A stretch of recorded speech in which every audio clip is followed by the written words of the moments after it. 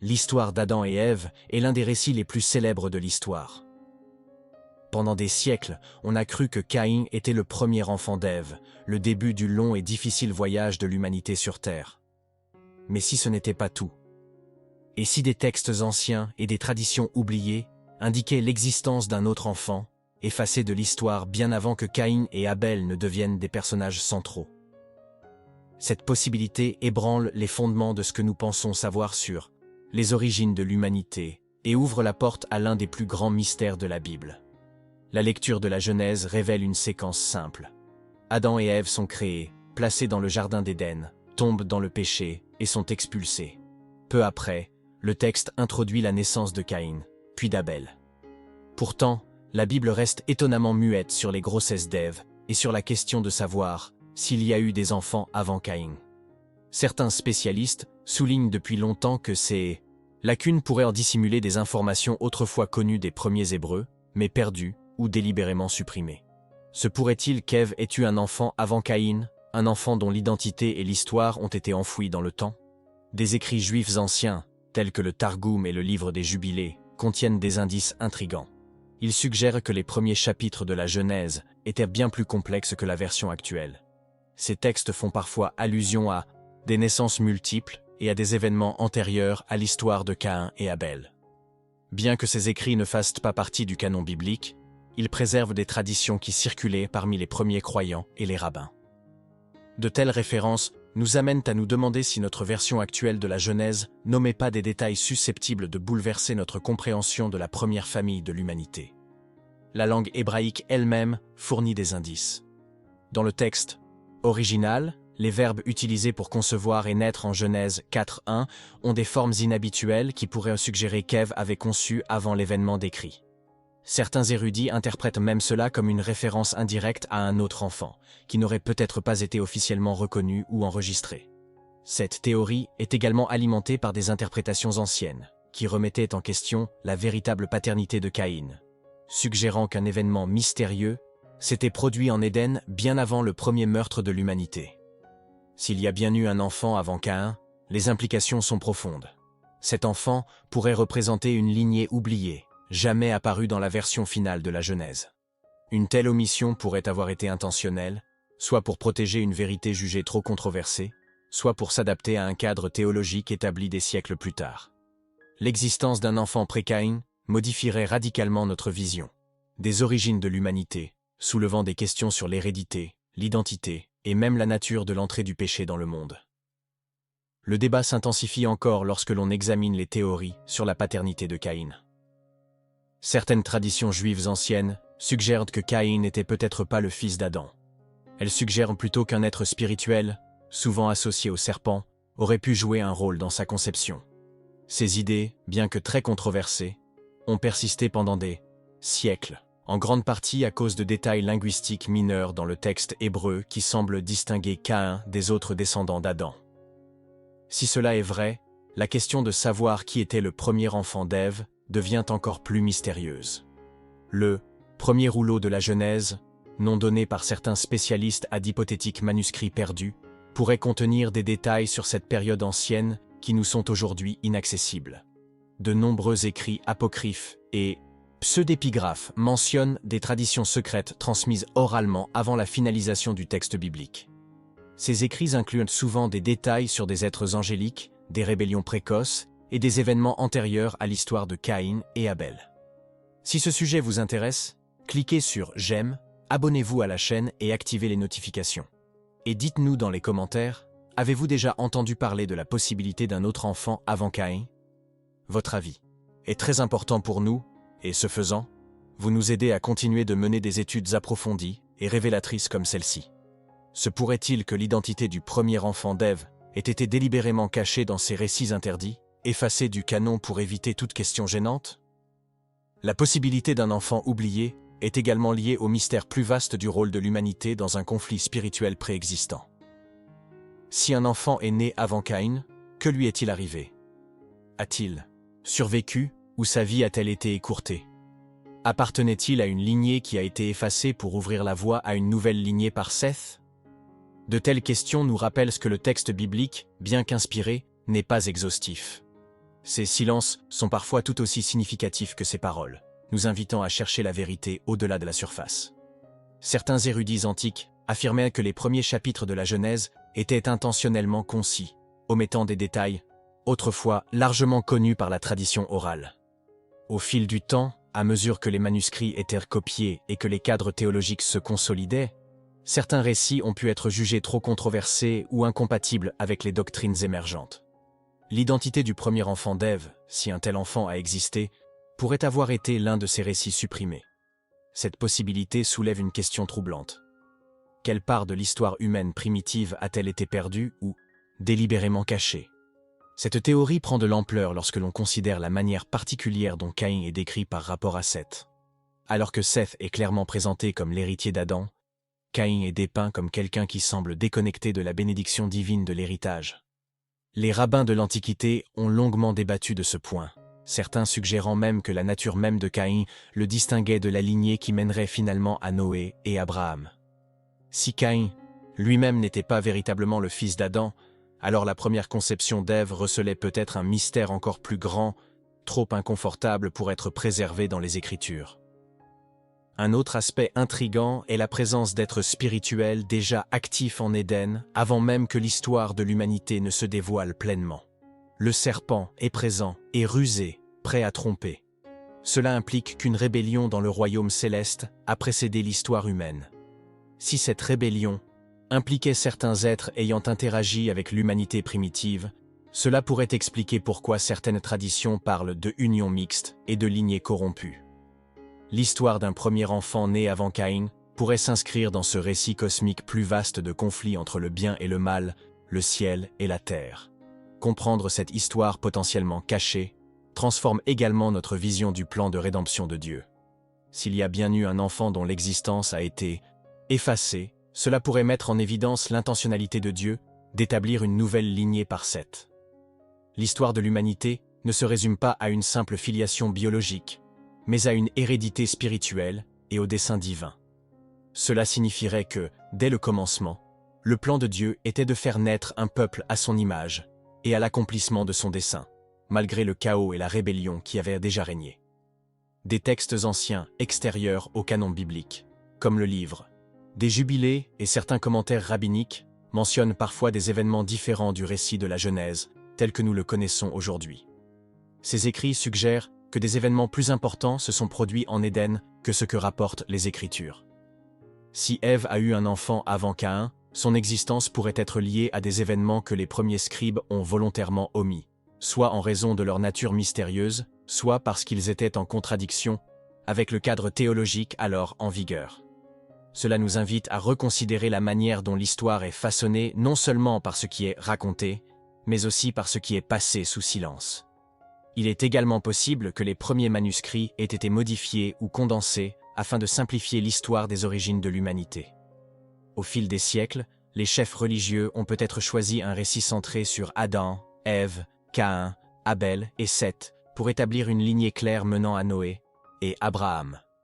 L'histoire d'un enfant inconnu a pu susciter des questions qui ont complexifié la structure de la généalogie biblique, remettant en cause les doctrines établies sur le péché, l'héritage et la rédemption. Et si cet enfant avait joué un rôle qui aurait fondamentalement modifié notre compréhension des débuts de l'humanité? Le concept d'enfant disparu n'est pas seulement une curiosité historique, il pourrait révéler une réalité spirituelle plus profonde. L'histoire de l'humanité a toujours été marquée par un conflit entre l'ordre divin et la rébellion. Si un enfant a été conçu avant Caïn, son existence aurait pu symboliser une rupture dans cet ordre, un moment de tension entre le ciel et la terre qui n'était pas censé être consigné publiquement. Cette possibilité contribue à expliquer pourquoi Caïn lui-même apparaît comme un étranger dans le récit, dont les actes ont rapidement conduit au meurtre et à la séparation de la présence divine. En considérant la situation dans son ensemble, nous observons un schéma récurrent dans les Écritures. Les plans de Dieu se déploient souvent de manière confuse ou obscure aux yeux humains. Le silence entourant le premier enfant d'Ève, s'il a existé, pourrait refléter la décision de Dieu de dissimuler certaines vérités pour des raisons qui dépassent l'entendement humain. Pourtant, ce silence n'est pas vain.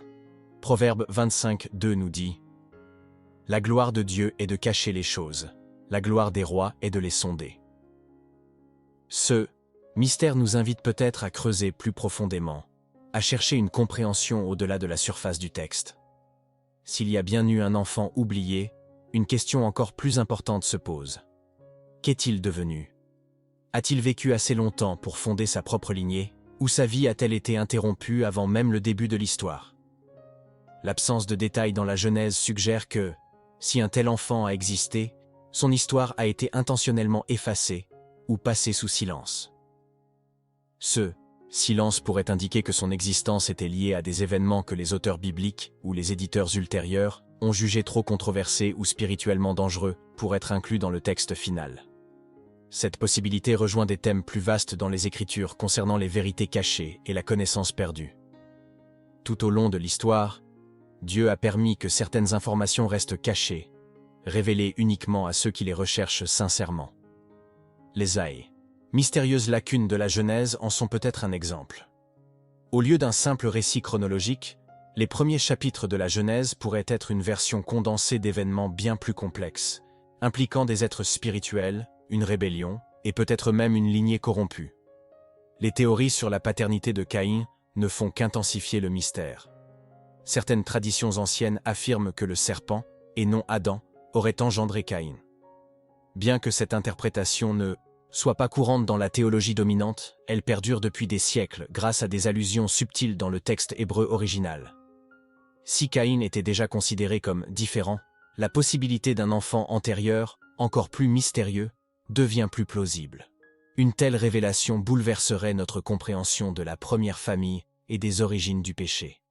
Ce qui rend ce sujet si captivant réside dans son lien avec la guerre spirituelle plus vaste décrite dans les Écritures.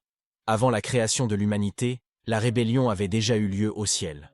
La présence du serpent en Éden montre que le mal était actif bien avant la chute d'Adam et Ève. Si un enfant avait existé avant Caïn, il aurait pu faire partie de ce récit plus vaste de conflits.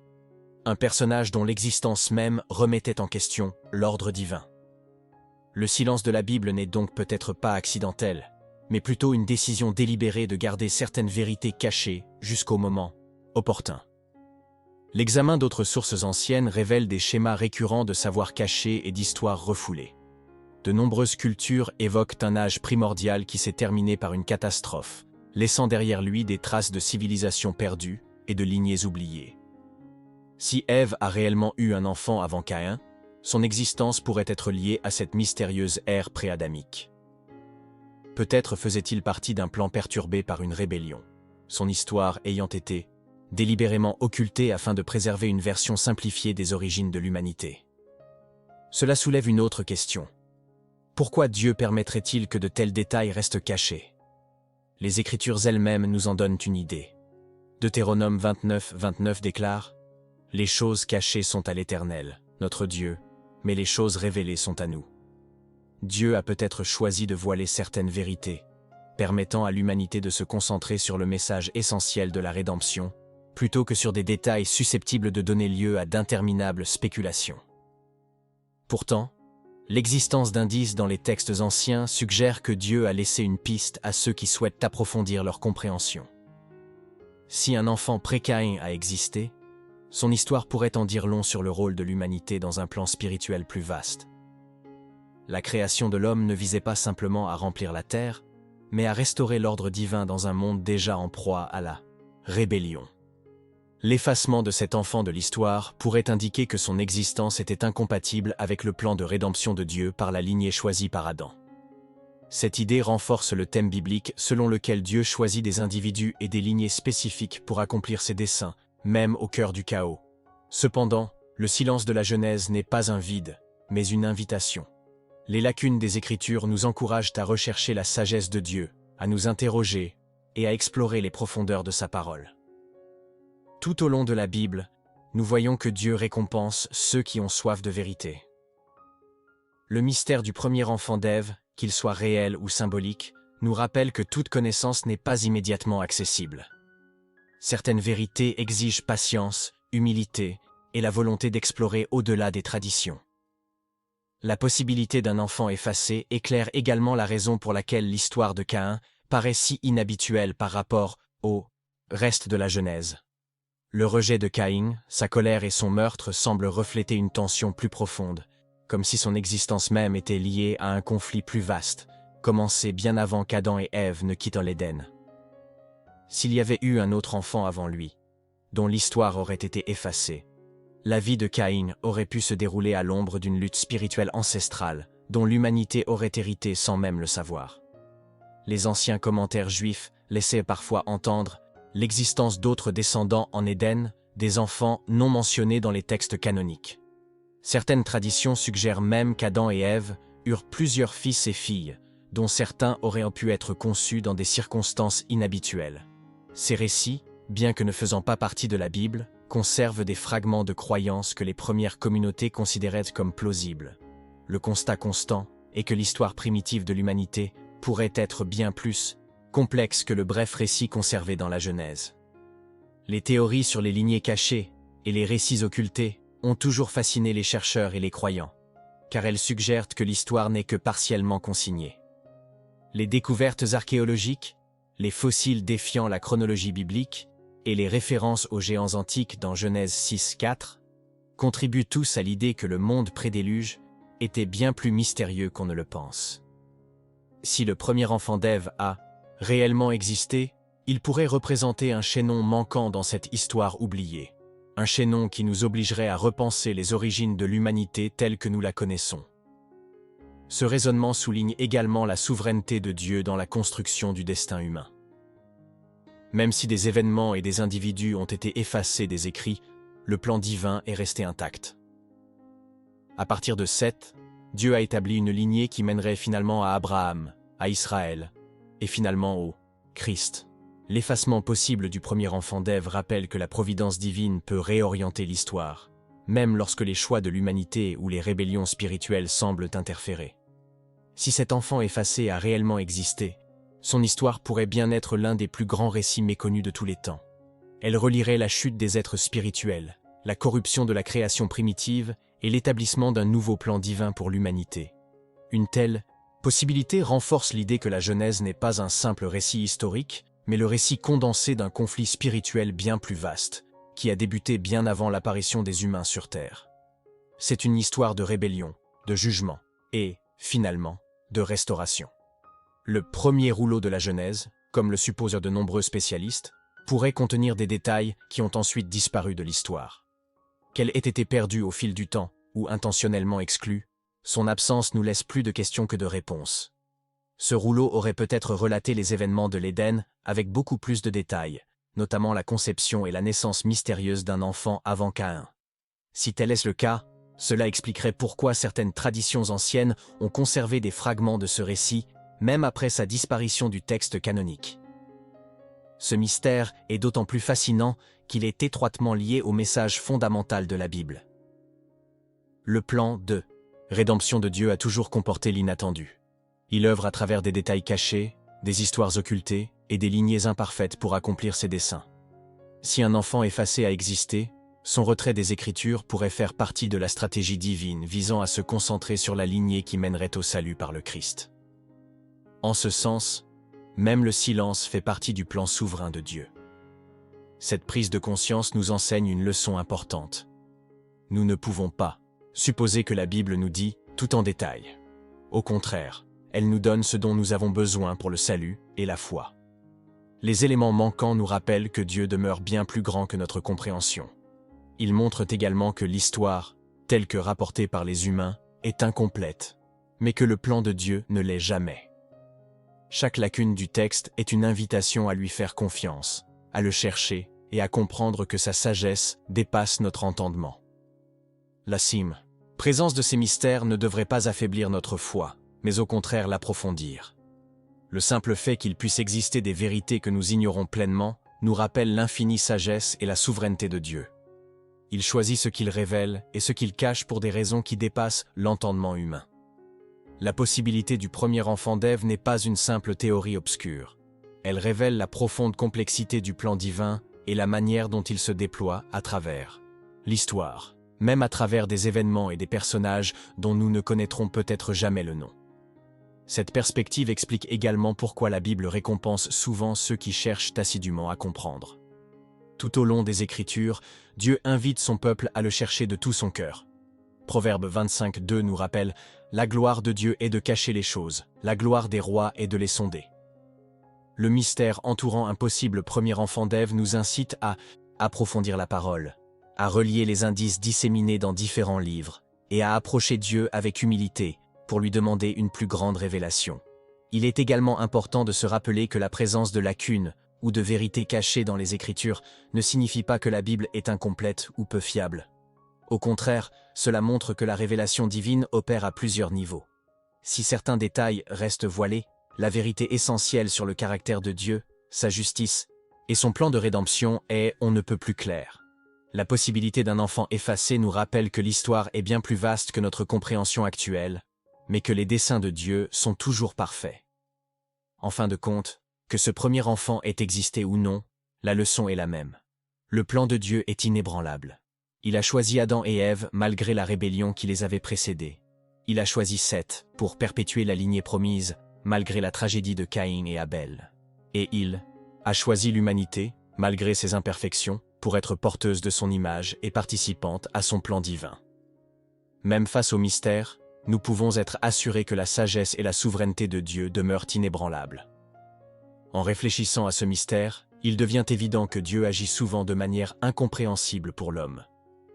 Les silences dans les Écritures ne sont pas des erreurs. Ce sont des lacunes intentionnelles qui nous rappellent nos connaissances limitées et notre dépendance à la révélation divine. L'idée d'un enfant oublié d'Ève illustre que l'histoire peut être bien plus riche et complexe que ce qui est écrit.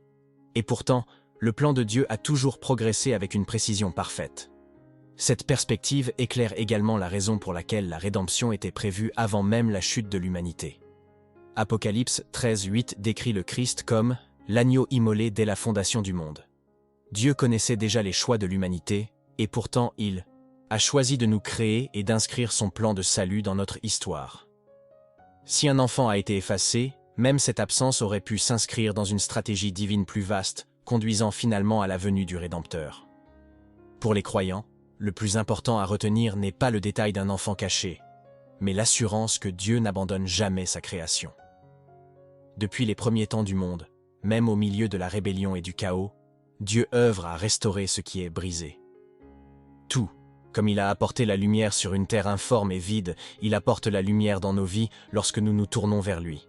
Sa capacité à reconstruire et à racheter dépasse tout ce que nous pouvons imaginer. Peut-être avez-vous aussi le sentiment que des pans de votre vie sont perdus ou effacés, à l'image de cette histoire oubliée de l'aube de l'humanité.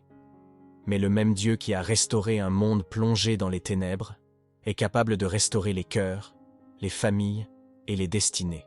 Aujourd'hui, son plan a toujours été axé sur la rédemption, même lorsque nous n'en comprenons pas tous les détails. Si ce message vous a touché, laissez un commentaire, abonnez-vous à la chaîne et partagez cette vidéo. Dites-nous d'où vous regardez la vidéo dans le monde. Cela nous encourage à continuer à vous en proposer davantage. Et cette vérité est plus puissante que tout mystère. Dieu n'abandonne jamais ce qu'il a choisi d'aimer et de restaurer.